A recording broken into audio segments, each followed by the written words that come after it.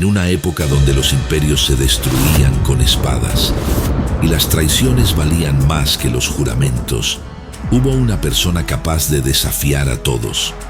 Mientras Roma avanzaba como una tormenta, ella aprendió a convertir cada amenaza en poder. No heredó un trono, lo arrebató, no pidió permiso. Decidió su destino con la mente, con la estrategia, con la voluntad de no arrodillarse jamás. Desafió a generales, alteró el rumbo de imperios y convirtió su vida en una batalla que solo ella podía ganar. Y cuando el mundo quiso decidir su final, ella eligió el suyo. Esta es la historia de una figura imposible de olvidar. Cleopatra, donde muere un imperio. Cleopatra nació en el año 69 a.C., en Alejandría, una ciudad legendaria construida para ser eterna. Allí, donde el mar Mediterráneo chocaba contra muros blancos y las antorchas iluminaban bibliotecas que contenían el conocimiento del mundo, una niña llegó al mundo como si los dioses hubieran decidido jugar con el destino de Egipto. Su padre, Ptolomeo XII Auletes, no era un rey fuerte, era un hombre que reinaba porque Roma lo permitía. Pagaba tributos descomunales, vaciaba templos para comprar favores y sonreía a quienes querían su trono. Su vida era un acto de equilibrio, siempre al borde del abismo. Su madre, Cleopatra V o Trifena, desapareció pronto. Algunos dicen que murió, otros que fue apartada por intrigas internas. El palacio jamás explicó nada, y Cleopatra aprendió desde niña que en la política el silencio suele matar más que las espadas.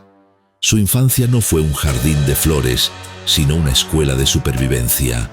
Cleopatra aprendió filosofía, retórica, matemáticas, astronomía, política extranjera, literatura y diplomacia antes de que otras niñas aprendieran a bordar.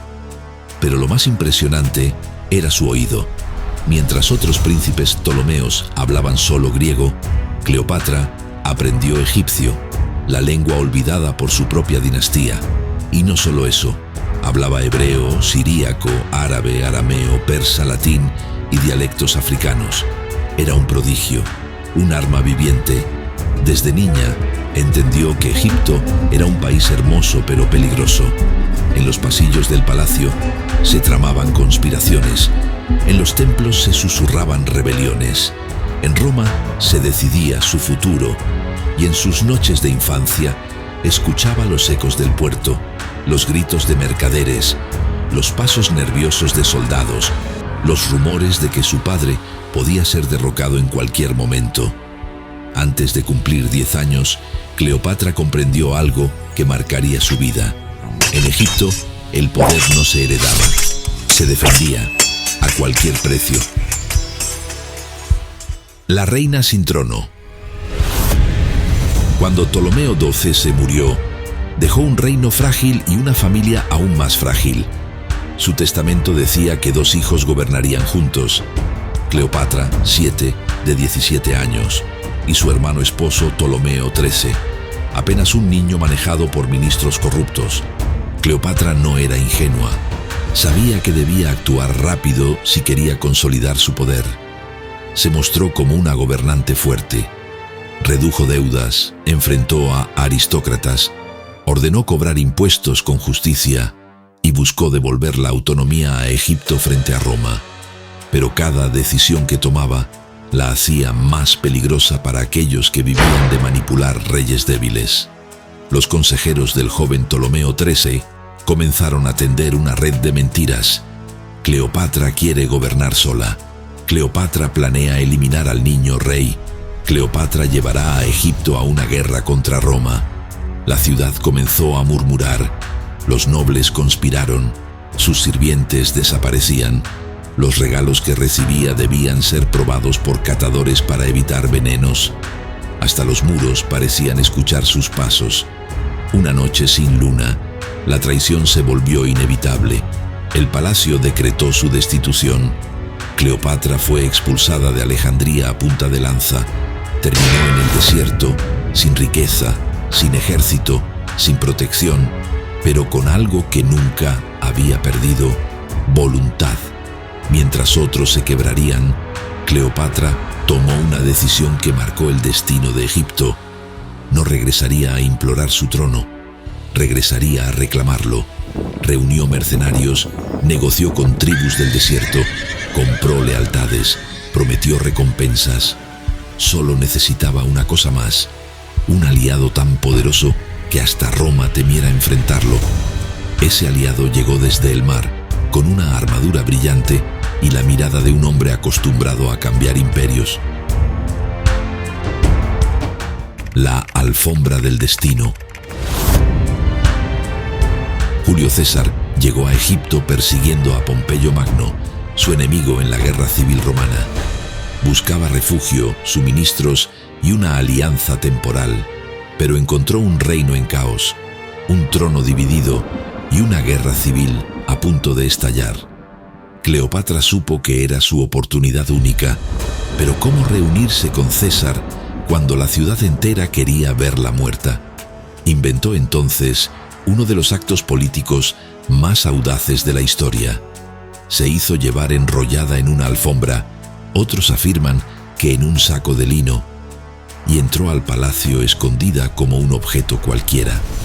Los guardias, sin sospechar, cargaron el paquete hasta la habitación de César. Cuando los sirvientes desenrollaron la alfombra, Cleopatra salió de ella como un espectro bello y silencioso.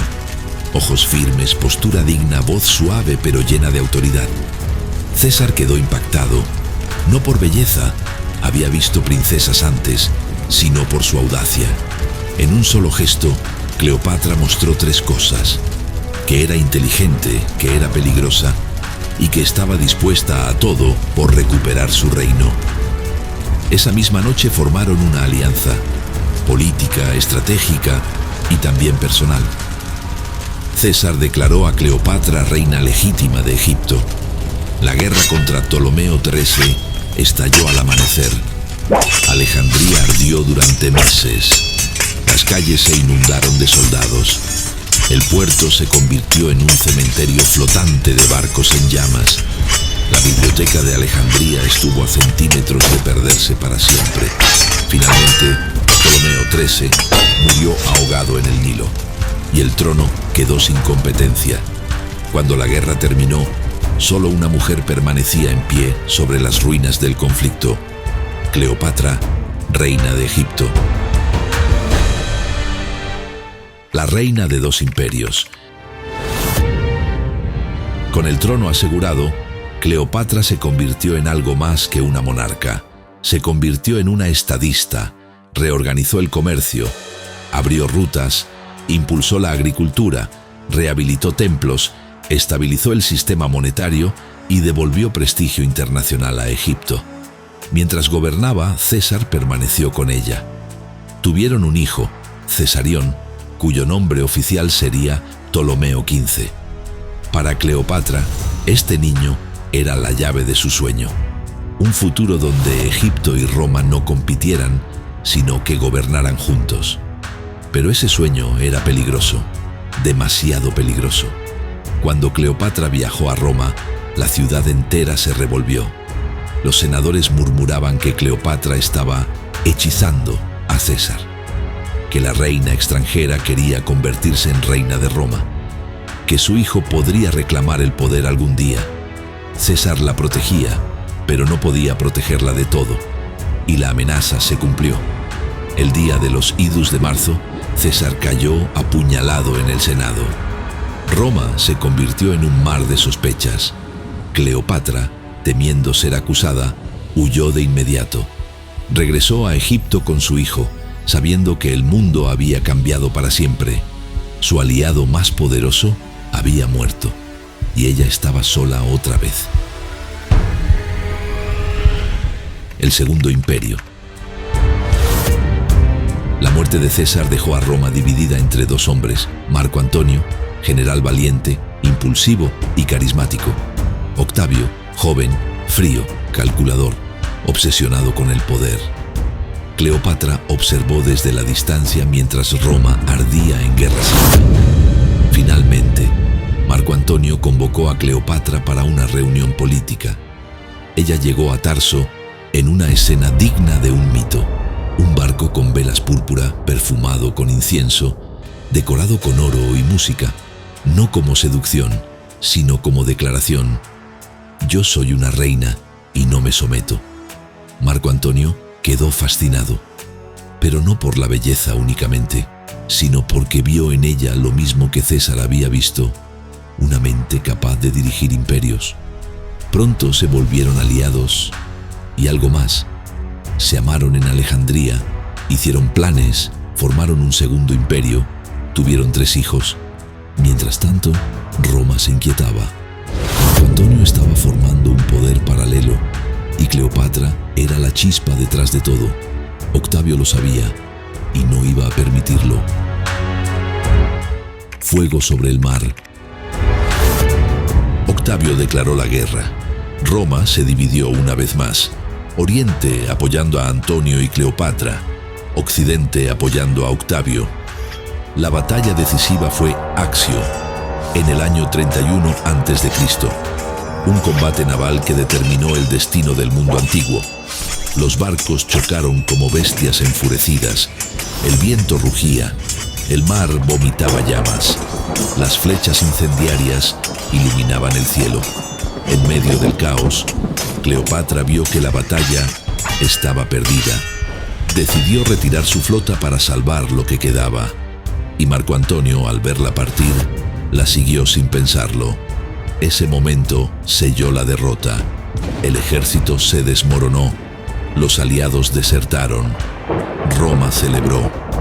Antonio y Cleopatra regresaron a Egipto sabiendo que lo que venía no era una guerra, era una persecución. La muerte del general. Octavio marchó sobre Egipto con el peso de Roma detrás. Las ciudades se rindieron sin pelear. Las tropas fueron superadas. El desierto se tragó los restos del ejército de Antonio. En Alejandría, la desesperación creció. Rumores circulaban diciendo que Cleopatra se había rendido o que había muerto para evitar la humillación. Marco Antonio escuchó uno de esos rumores. Cleopatra está muerta. Desesperado, se arrojó sobre su propia espada. La herida no fue inmediata. Agonizaba cuando alguien le informó la verdad. Cleopatra seguía viva. Lo llevaron ante ella. Cleopatra lo tomó en sus brazos mientras la vida se escapaba de su cuerpo. Antonio murmuró, casi sin voz: perdóname, no fui suficiente para protegerte. Murió. Y Cleopatra entendió que había perdido más que un amante. Había perdido a su último aliado. La última faraona. Octavio entró a Alejandría no como héroe, sino como verdugo. Sabía que la victoria no estaría completa hasta capturar a Cleopatra viva. Quería exhibirla en Roma como trofeo, como humillación final. Pero Cleopatra no iba a permitirlo. Encerrada en su mausoleo, se rodeó de oro, perfumes, incienso y su corona. Se recostó como una diosa y tomó su decisión final. Según la tradición, pidió que trajeran una cesta con frutas y dentro, oculto entre hojas, un áspid, la serpiente cuyo veneno traía un sueño sin retorno. Cleopatra extendió su brazo, dejó que la serpiente la mordiera y poco a poco sintió cómo la vida se desvanecía. No murió como prisionera, no murió como trofeo, no murió como espectáculo de Roma, murió como reina. Con ella terminó una dinastía iniciada por los generales de Alejandro Magno. Egipto dejó de ser un reino independiente y se convirtió en provincia romana. El mundo antiguo cerró un capítulo, pero Cleopatra trascendió.